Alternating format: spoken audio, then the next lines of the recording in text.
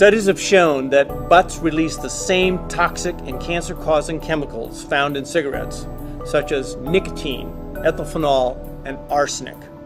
In our tests, we were shocked to discover that only one cigarette butt soaked in a liter of water for 48 hours produced enough toxic chemicals to kill most of the fish in that water.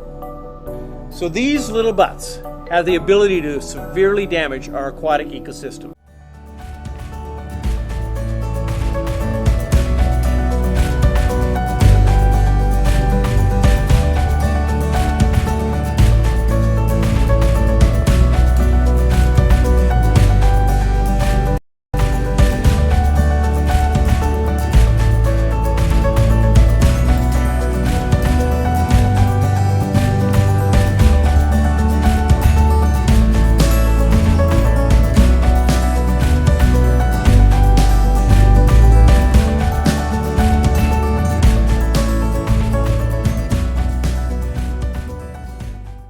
So we thought it would be really interesting to deploy cigarette recycling stations every sort of 10 or 20 yards in densely populated areas and see what effect that would have on cigarette litter. And it turned out the cigarette litter rate reduced tremendously.